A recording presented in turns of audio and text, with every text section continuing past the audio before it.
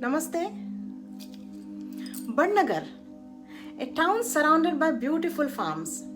Here is where I spent the best years of my childhood. This is the story when I was in 7th or 8th grade.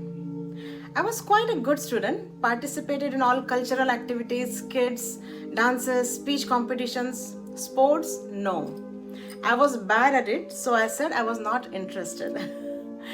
Whenever there would be a cultural show, apart from practices after the school, we would also get called by teachers for practice while the class was going on. It was very common those days. And if it was a history or physics class, other kids would look at you in envy when you leave the class. So preparation for Independence Day celebrations had started in school. Miss Catherine. She was our English teacher. She taught us for a few months and then she was gone. She left the school. Her English was very different, meaning the usage of words was very unique. She made an effort to use difficult words for us in her conversation and make those sound very easy. She carried her silk saris in very elegant way and she wore a wig, I remember. We kids were always amused by her wig and always used to wonder if she had completely lost her hair or she had few hair, kid stuff. We never came to know why she wore wig. She walked very slowly as if watching her each step. And now when I think back, I wonder, had she been sick? But we were kids, we never bothered about those things. So it was month of July. One day Miss Catherine called me to the staff room. She gave me a poem and asked me to read it for her. While reading itself, the poem didn't make any sense, sounded boring, and I read it to her as I would have read any other chapter. No expression. I was still wondering why she had called me. She asked me to read the poem many times and come back a week after and said I should have learned the poem by then, by hearted the poem. I did as I was told. Came back after a week, I had learned the whole poem. Then she asked me if I understood the poem. I shook my head saying no.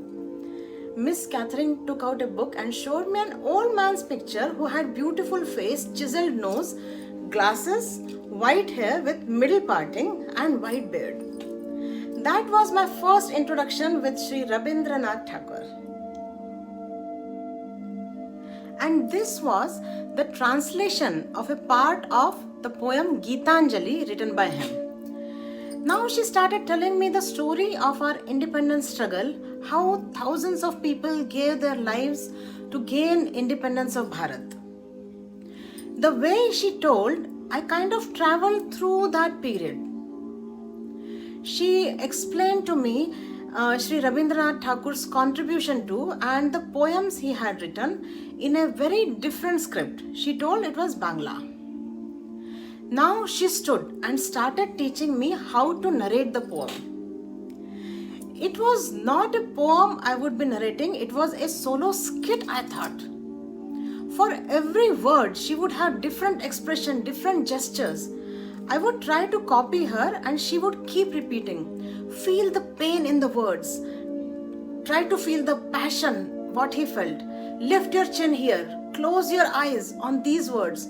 Spread your arms like wings, all that. I was scared. The boys from my class are going to laugh at me. This would make my stomach churn. She would sit with me for a long time trying to tell more stories of independence struggle, and slowly after a week so happened that I wasn't acting anymore. The poem came out and it flowed naturally. I wasn't shy anymore. After hearing all those stories, I felt that that was the smallest tribute I could make. It was 15th August. Independence Day was being celebrated in our school. The Tiranga, our tricolor, was hoisting tall. All kids were sitting in rows in clean, well-ironed, crisp uniforms. The teachers' chairs were arranged behind the students. Miss Catherine sat with all other teachers. She looked very calm and relaxed. When my name was announced, I slowly walked to the mic. My voice choked for a second. legs felt wobbly. I looked at Miss Catherine, looked at the Tiranga, looked back at Miss Catherine. She quietly gave a nod and I saw a small curve in her lips. She was smiling. I closed my eyes, took a deep breath and started singing the poem. This was my first lesson of how to narrate a poem, how to tell a story. This is to Miss Catherine and to Sri Rabindranath Tagore and his poetry collection, Geetanjali. I'm going to narrate this poem, but not in the style which I did when I was a kid. Where the mind is without fear and the head is held high, into that heaven of freedom, my Father, let my country awake.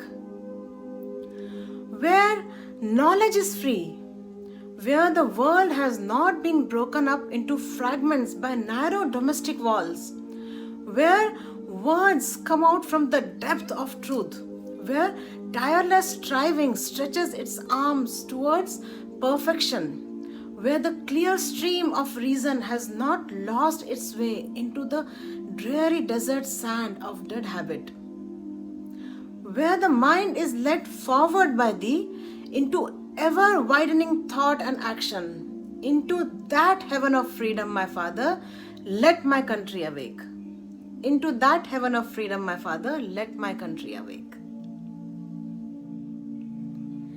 চিত্ত যেথে ভয় শূন্য উচ্চ যেথা শির জ্ঞান যেথা মুক্ত যেথা গৃহের প্রাচীর নিজ হস্তে নির্দয় আঘাত করি পিত ভারতেরে সেই স্বর্গে কর জগরিত Into that heaven of freedom, my Father, let my country awake.